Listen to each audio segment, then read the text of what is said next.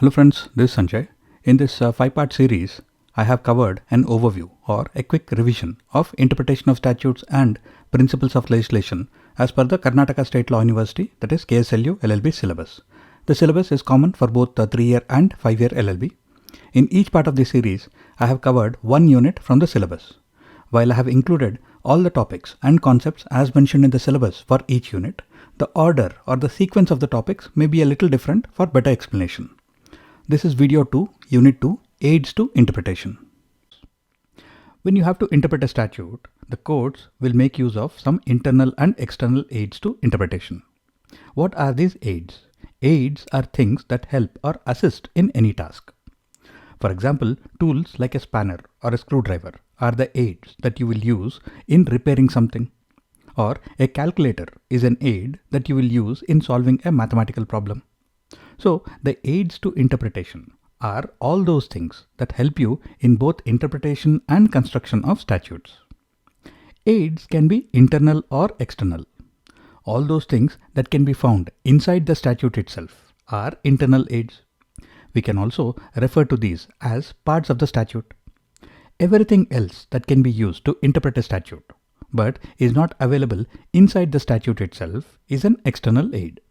So everything inside a statute is an internal aid and anything outside is an external aid to interpretation. The first set of internal aids to interpretation are the title, the short title and the preamble of the act. The actual title of the act can be a little lengthy. For example, the full title of the CPC is an act to consolidate and amend the laws relating to the procedure of the courts of civil judicature. The title can usually help in understanding the main subject matter, the scope and the purpose of the act.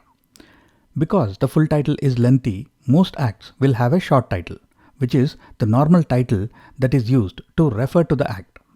As such, the short title does not have any significant value in interpretation. Some acts may also have a preamble, which will provide better context and also summarize the purpose of the act. The preamble of the Indian Constitution summarizes the main purposes of the Constitution, and it indicates the basic structure that should be maintained. The preamble of the CPC does not add anything significantly more than the long title. It just says that this is an act to consolidate and amend the laws relating to the procedure of the courts of civil judicature. How do the title and the preamble of the act help in interpretation? Well, both of these clearly specify that this act is applicable on civil courts only. So, if there is or was any confusion regarding the applicability of the CPC or any of its sections to any situation, we can use the title and the preamble for clarification. If it is a criminal case, CPC may not be applicable. If it is a civil case, CPC may be applicable. A point to remember here is that while the preamble can help us in understanding the objectives of the statute, it will not limit or extend the statute. If the provisions of the statute are already clear and unambiguous, the preamble cannot be used to change its scope. For example, if there was some section of the CPC which clearly states that this statute will not be applicable on specific type of civil cases, then the preamble cannot be used to override such sections or provisions. Headings, subheadings and chapter titles are useful in understanding the objectives of that part of the statute or that group of sections or that chapter. In fact, they can be considered as the preamble to that chapter or that group of sections.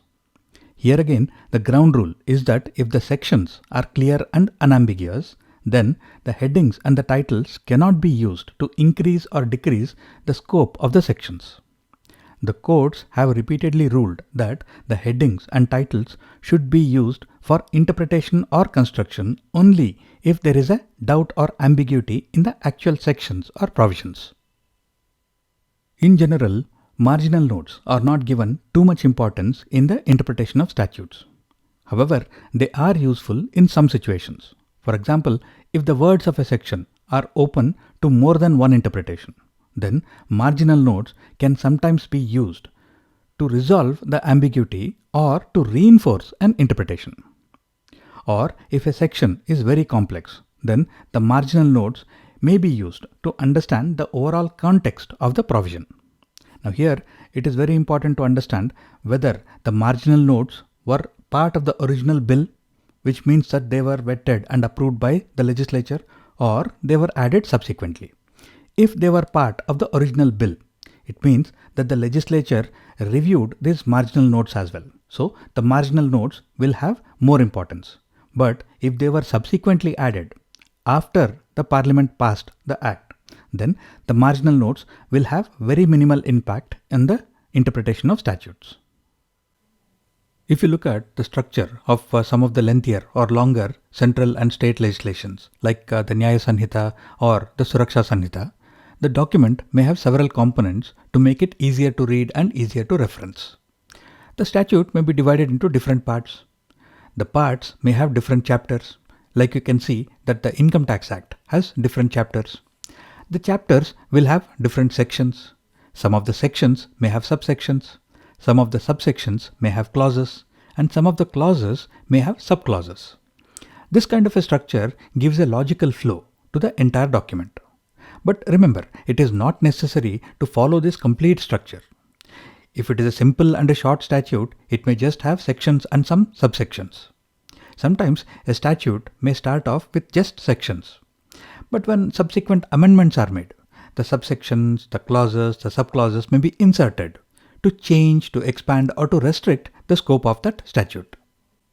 To explain how this structure works and how sections, subsections, clauses and subclauses are interpreted, I will give you a very simple example. Suppose a chapter in a statute talks about compulsory uniform to be worn by the students of a school. Then the sections may talk about pant, shirt and shoes, which are the different components of that uniform.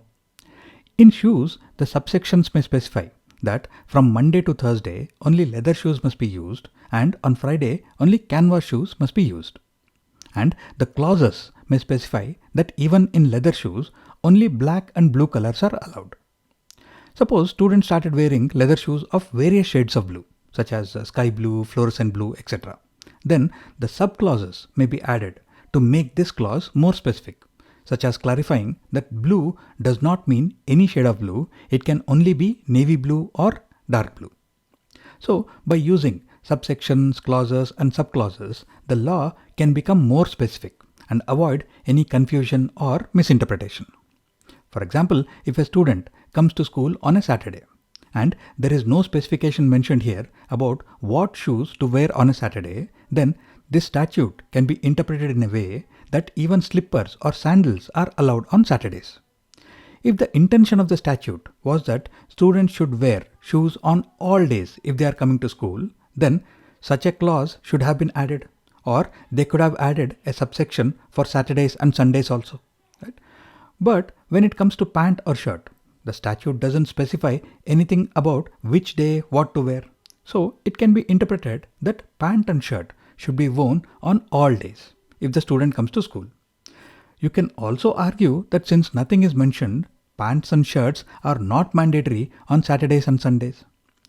So you can see that by using subsections, clauses and subclauses to make a section more specific, the possibility of ambiguity, confusion or misinterpretation can be avoided.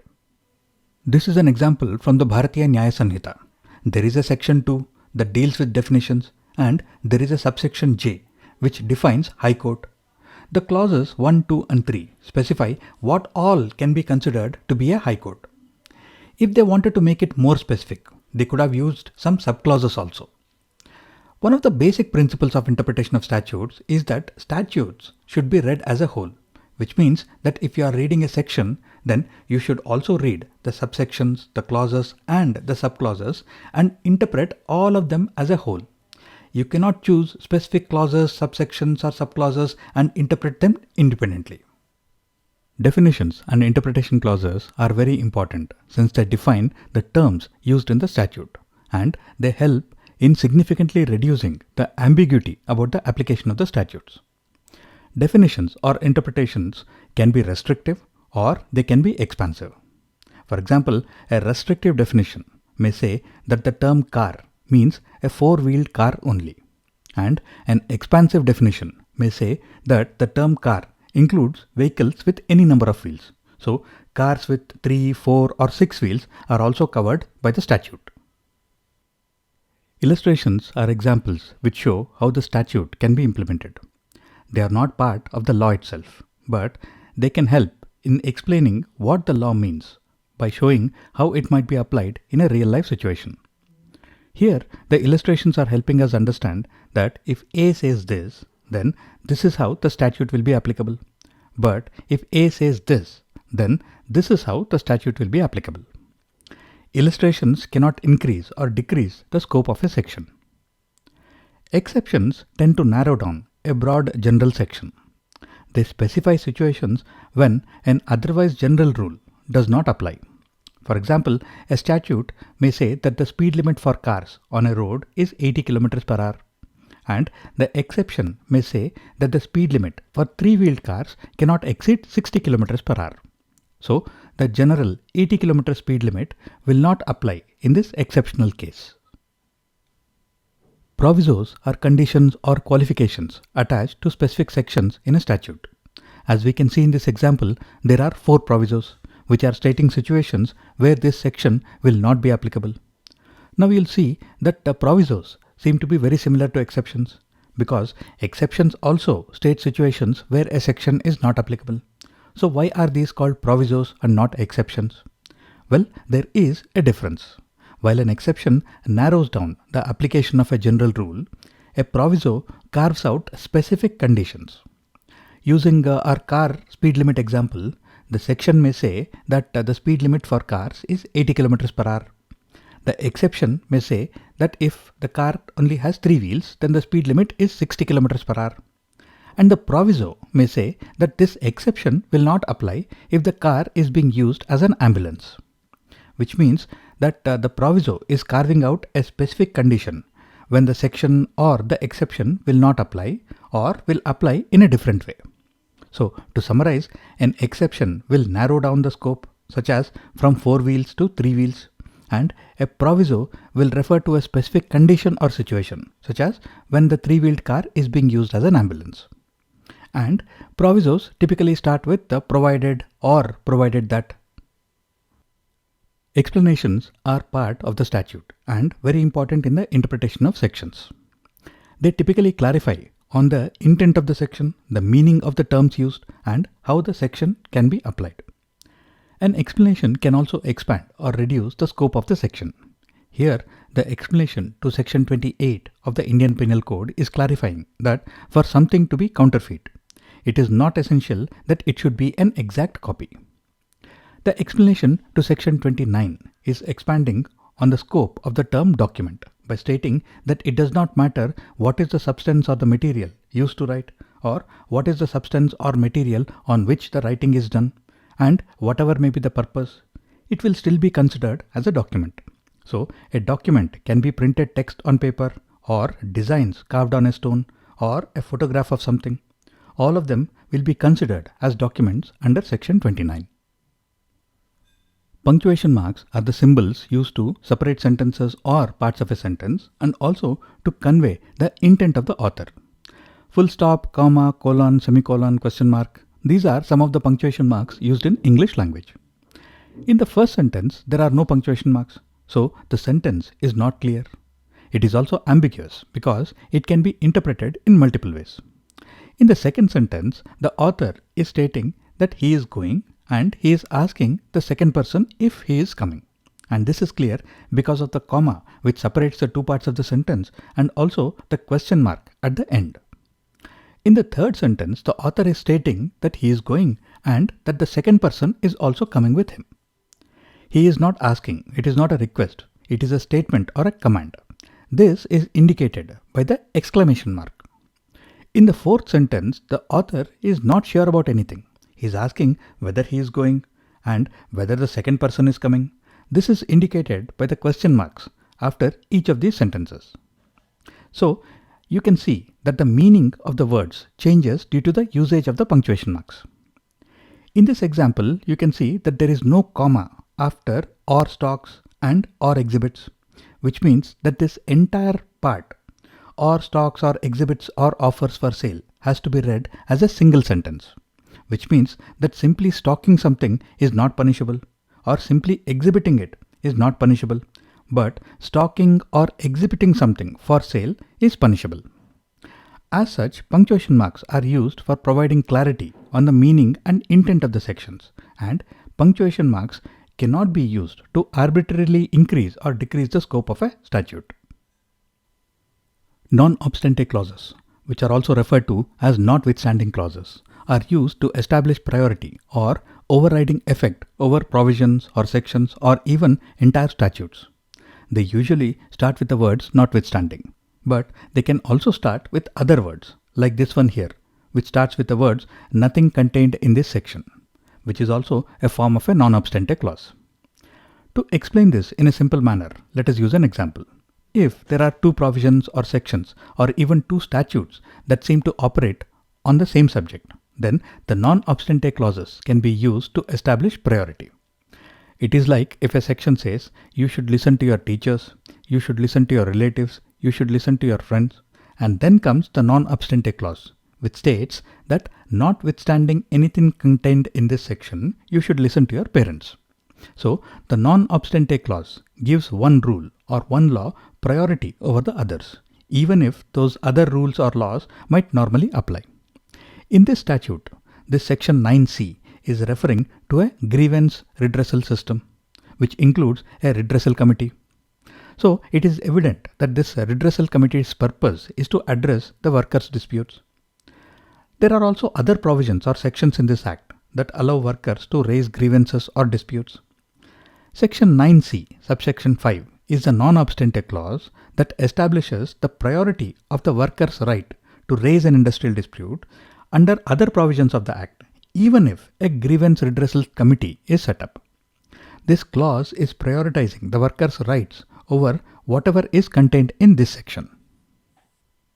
Saving clauses are normally included in new acts that are replacing older acts, or in repealing acts which are repealing an older act, either partially or fully. Saving clauses are intended to ensure that all the actions under the older act or any rights created under an older act are not rendered ineffective. For example, if an act gave industries in an area a 10-year tax holiday till 2030. But in 2026, a new act is passed that no longer has provisions for tax holidays. What happens to the tax holiday given under the old act and the industries that were set up to take advantage of the tax benefits under the old act? Well, this is where the saving clauses are added in the new act, stating that any tax holidays or tax benefits allowed under the old act will remain valid till their expiry. Conjunctive words are words that are used to connect two or more parts of a sentence or two or more phrases, and require all of them to be true for the overall statement to be true. Some common conjunctive words include and, both, all, each, and every. Disjunctive words are words that are connecting two or more parts of a sentence or two or more phrases and require only one of them to be true for the overall statement to be true. Some common disjunctive words include or, either, neither, nor, and none. For example, if I say you have to submit your PAN card and Aadhaar card, it means that both of them are mandatory because I'm using the conjunctive word and. If I say you have to submit your PAN card or Aadhaar card, then only one of them needs to be submitted and you can decide which one you want to submit. This is because I'm using the disjunctive word or. This section 149 is an example of the usage of a conjunctive word where subclause A ends with and, which means that both subclauses A and B are mandatory. This section 299 has examples of usage of a disjunctive word or, where the provision says this, which means that only one condition needs to be met.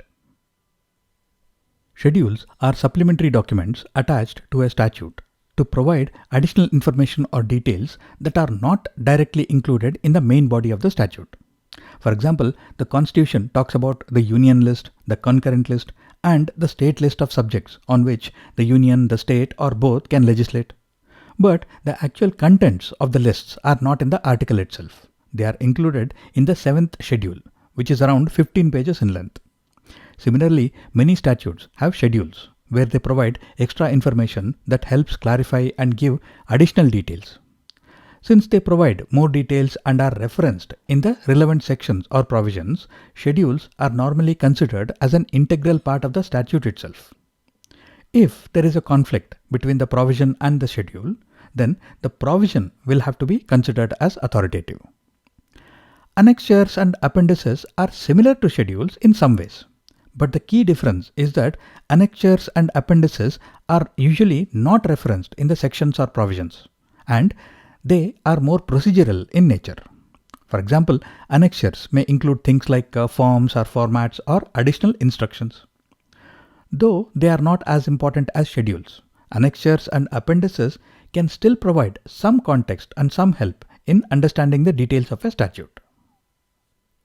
This table helps us get clarity on the differences between schedules, annexures, and appendices. Schedules provide detailed information or lists essential for the provision. Annexures provide supporting documents or technical specifications, and appendices provide additional information or context. Schedules are normally considered to be an integral part of the document itself. Annexures are not integral, and appendices are mostly supplementary information only. Schedules are normally referenced in the section or in the provision, like Article 256 of the Constitution references to the 7th schedule of the Constitution. Annexures and appendices are normally not referenced. So we can say that schedules are important in the interpretation of statutes, whereas annexures and appendices are not so important. We can start the discussion on external aids to interpretation with the historical background of the statute, which is usually available in the parliamentary reports on the bill before it became an act. The historical background tells us why the bill was needed in the first place, and what were the steps that were followed to draft the bill, and also how it became an act. And all of this is quite helpful in understanding the true objective of the bill or the act. Historical background can also tell us if the statute is currently relevant or not. For example, if a statute was passed primarily to frame the rules to be followed while hunting tigers, and subsequently hunting is completely banned, then the old act is not relevant anymore. Another aspect that is connected with the history of a statute is previous laws on the same subject. For example, if we are looking at interpreting a provision in the Companies Act of 2013, we can look at the previous acts on the same subject. In some situations, an old law can help in closing gaps in the new law. Suppose that a new statute is enacted that prohibits the sale of alcohol to minors, and the new statute does not define what constitutes a minor. Then the courts can look at previous laws on the same or similar subject to see how this term minor has been defined in the past. For example, a previous law may have defined a minor as anyone under the age of 18. The courts could then use this older definition to interpret the term minor in the new statute. In this way, previous laws can be used to provide context, clarify meaning, and also fill gaps in the new statutes. When judges make a decision on a case, they explain their reasoning, and this explanation or reasoning can then be used as a guide in similar situations in the future. These are what we refer to as judicial precedents. In India, the principle of judicial precedent, also known as stare decisis, is a critical aspect of legal practice. A judicial precedent becomes mandatory for lower courts when a higher court has established a legal principle after deliberating on a matter.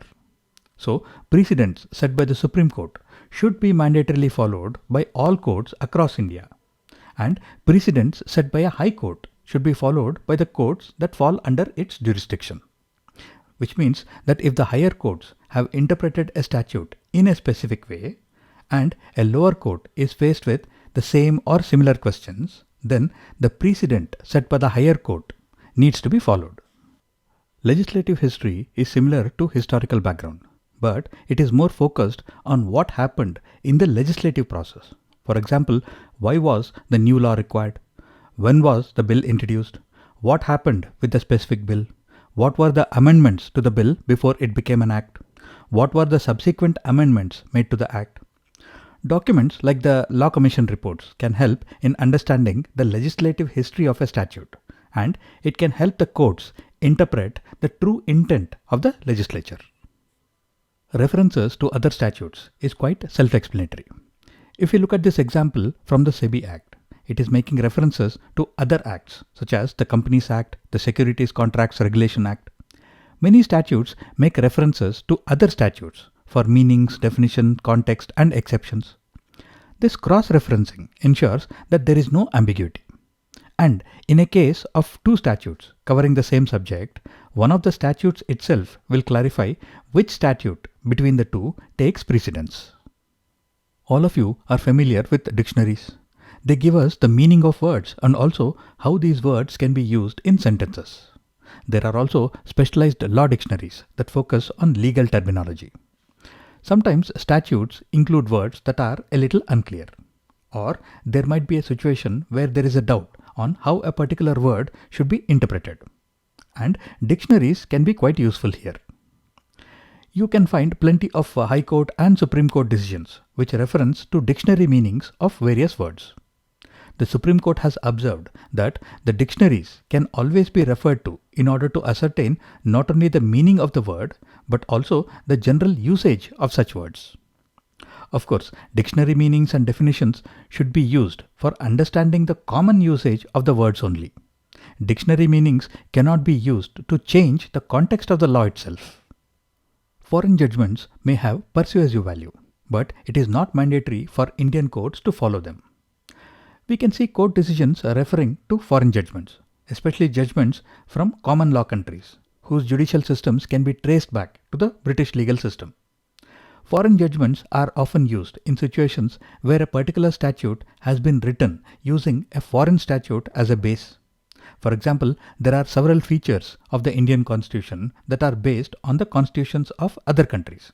So, if there is a question around interpreting such articles, foreign judgments can be used to persuade the court. Foreign judgments can also be useful where a foreign law has the same or very similar objectives as an Indian law. For example, the data protection laws of Europe have similar objectives to the Indian data protection laws. So, foreign judgments that interpret the foreign law can be used by the courts as an example. In this example, there is a reference to a decision by the American Supreme Court and how that principle of law is accepted by the Indian courts. Treatises and commentaries are legal books written by experts on a particular topic. They may be new books, old books, or even ancient books. In this example, you can see that there is a reference to Maine's treatise on Indian law, which in turn refers to much older manuscripts on Hindu family law, such as the Dharam Sindhu, Samskar Kaustubh, Dattak Nirnay, Dattak Chandrika, and Dattak Mimamsa. Treatises and commentaries have been used mostly in interpretation of family laws, where the current laws may be derived from ancient customs and traditions. If you go to the Parliament website, you will see that all debates are recorded and available for review. Now, when a statute is to be enacted, it is presented in the Parliament as a bill, and it becomes an act only after the approval by the Houses of the Parliament. During the approval process, there would have been some discussions or debates on the bill. Some questions asked by the members of the Parliament, answers and clarifications on those questions, etc. Subsequently, if there is a question around the interpretation of that statutes, the courts can also refer to the parliamentary debates for clarity on the legislative intent. What did the makers of this law want to achieve through this law? Some statutes, like the Environment Protection Act and the Human Rights Act, are based on international conventions and agreements. In fact, the acts themselves mention this clearly. The Environment Protection Act is based on the United Nations Conference on Human Environment, and the Protection of Human Rights Act is based on several international covenants that India is a party to. So, if there is a question about the interpretation of such statutes that are based on international law, covenants or agreements, then the origin or the source itself can be used as a reference to understand the intention and the scope of the Indian law. Of course, it is not necessary that India has to agree with everything that is mentioned in the international convention or agreement. So, the courts will also refer to the Law Commission reports, parliamentary debates, and other documents to interpret the law in the Indian context. To ensure uniformity in the interpretation of statutes, there may be references to the General Clauses Act. The General Clauses Act provides uniform definitions. For example, the meaning of the term regulation in the CPC will be the same as in any other statute that uses the term, if they all refer to the General Clauses Act. The General Clauses Act provides uniform interpretation rules and standard legal procedures and formalities, such as a standard for the computation of time. Like, what does it mean when a statute says something has to be done within 1 month?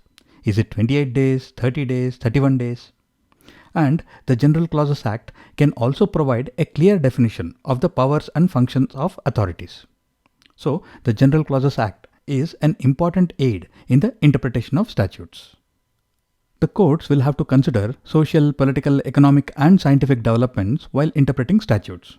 For example, when the original telecommunication laws were written, telegraphs were being used commonly. So, the laws were mainly written to cover the transmission of the written word through a wire. Then came telephones, which brought in transmission of the spoken word, that is, voice, through a wire. Then came mobile phones, which meant transmission of written words, that is SMS, and also the spoken word, wirelessly. Then came smartphones, which meant transmission of written words, voice, and also electronic documents through the internet. So, the telecommunication statutes had to be interpreted after taking into account the scientific and technological developments of the specific time. Then comes the Constitution of India. This is something I have previously covered in the Constitutional Law series. The Constitution is the primary rule book of the country. All procedures and guidelines that we see in public and private institutions are based on various rules and regulations. These rules and regulations are based on various central and state legislations. And all the legislations in India must adhere to the broad framework provided by the Constitution. For example, no laws or statutes can contravene the fundamental rights guaranteed by the Constitution. The powers of any authorities cannot exceed the limits set by the Constitution.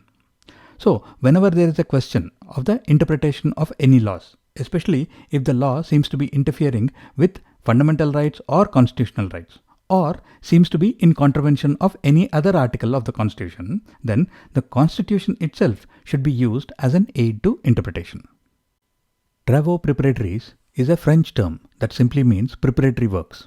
This term is mainly used in the context of international treaties.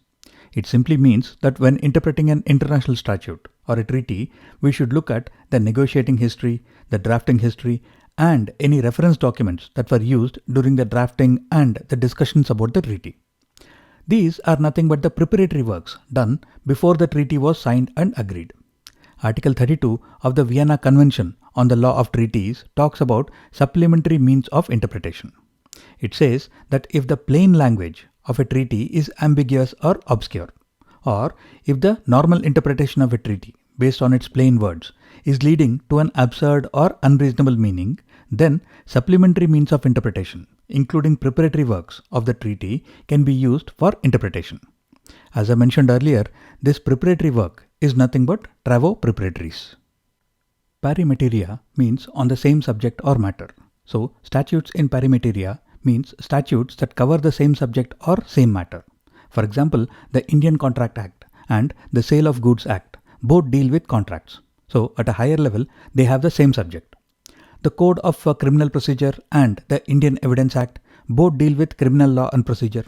So, at a higher level, both of them have the same subject. A point to remember here is that if we go into the specific details, then these statutes address different aspects of the same subject.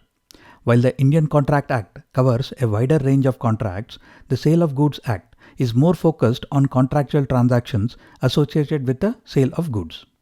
The basic idea behind the principle of statutes in pari materia is that if there are two statutes covering the same or similar subject matter, then they should be interpreted in the same or similar manner.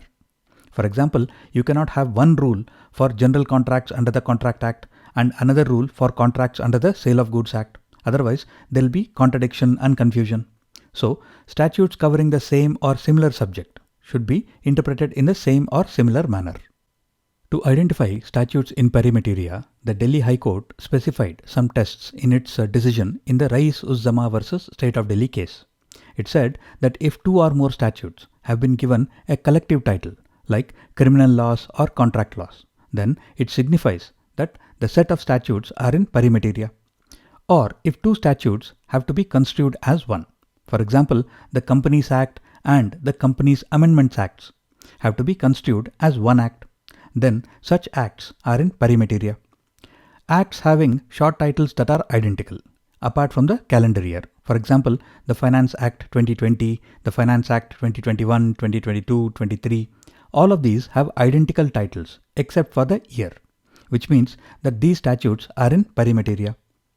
Even the Companies Act 1956 and the Companies Act 2013 are statutes in pari materia since they have the same title but different years. Different acts that deal with the same subject matter on the same lines, for example, the Industrial Disputes Act and the Trade Unions Act, both relate to labor relations and workers' rights.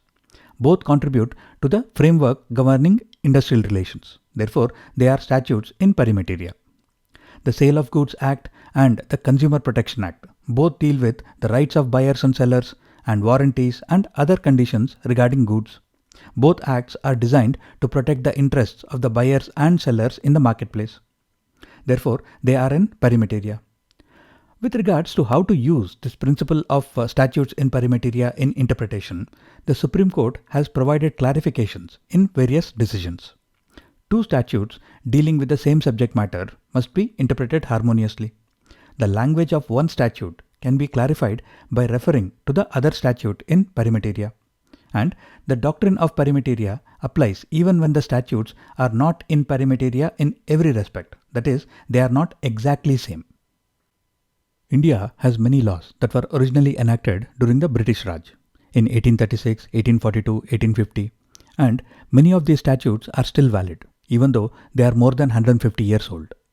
Contemporanea Exposito is a principle of interpretation that is useful in situations where the court is dealing with such very old laws.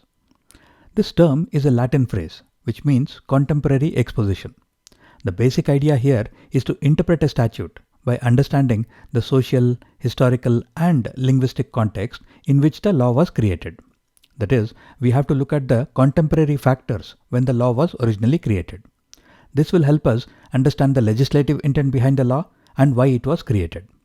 For example, if there is an old law which says that the speed limit for vehicles in a particular area is 20 km per hour.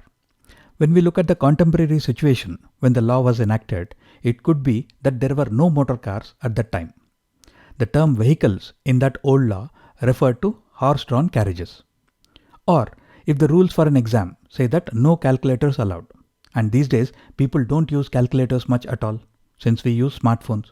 So if we try to implement the rule as is, it will lead to an absurd situation where calculators are not allowed but phones are allowed, which are more powerful than calculators. By looking at the contemporary situation when the law was created, we can understand its original intent. What was the mischief that the law addressed?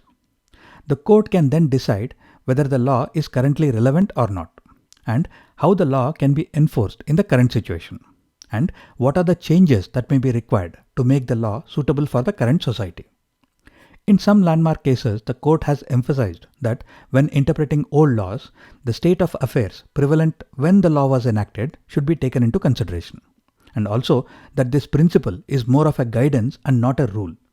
If the words of a statute are clear and unambiguous, then it should be enforced as is.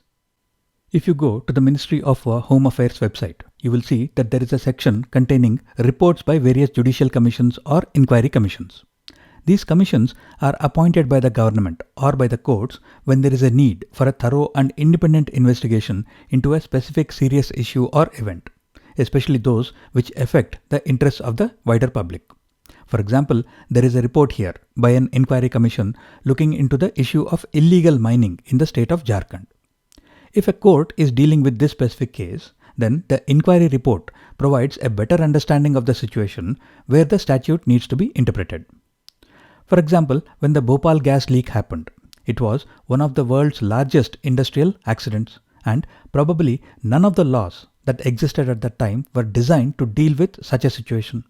So, in the cases involving Union Carbide, the Inquiry Commission reports provided a better understanding of what actually happened and how people were affected in the short term and in the long term. That way, the Inquiry Commission reports helped the courts in interpreting the law to deal with this unprecedented situation. Similarly, in the 2G spectrum case, the Inquiry Commission reports provided clarity on what the issue was all about, how are the procedures and policies violated, and how the laws need to be interpreted to address the situation related to telecom licensing. The Law Commission of India is a non-statutory body that is constituted by the Government of India under the aegis of the Ministry of Law and Justice.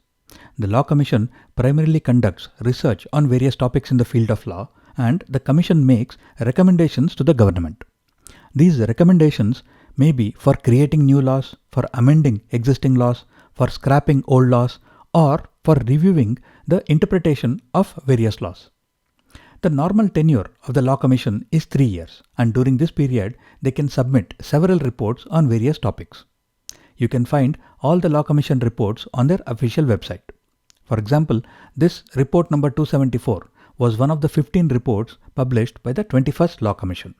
And this report is a review of Section 2 of the Contempt of Courts Act.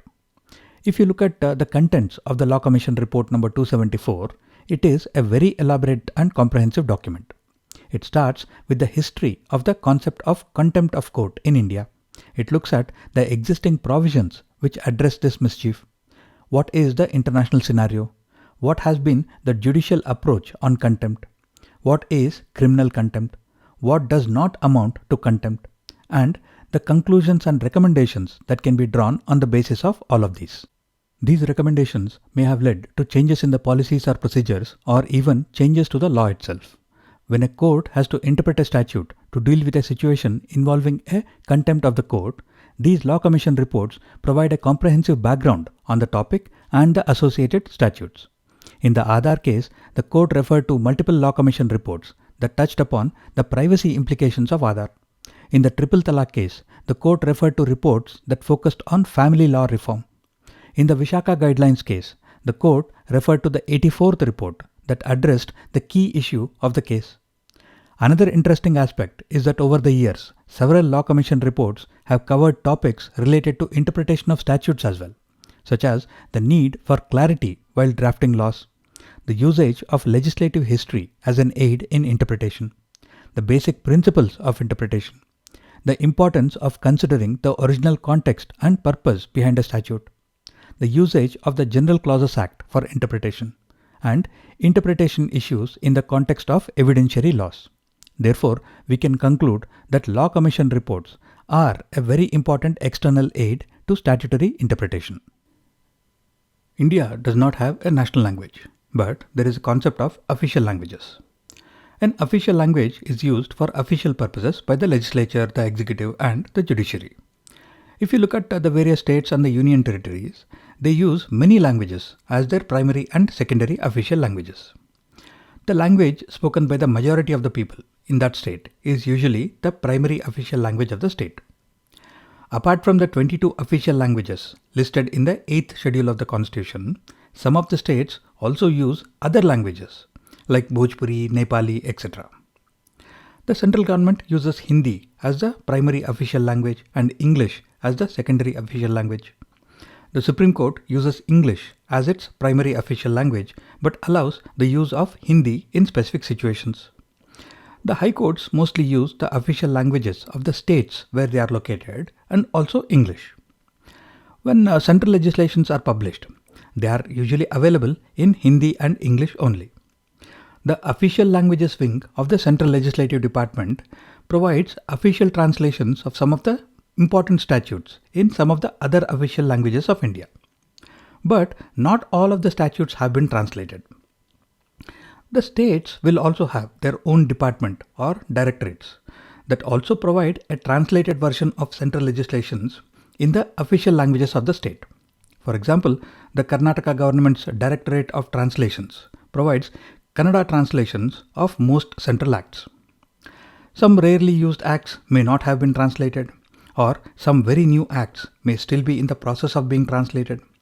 In such cases, unofficial translations may also be available. So, while interpreting a statute that is not in the language of the state, the unofficial translations of the statute may be used only for reference and for better understanding, because they are not authoritative. The official translations provided by the state government's translation department or the Central Department of Official Languages are more authoritative and can be used for interpretation.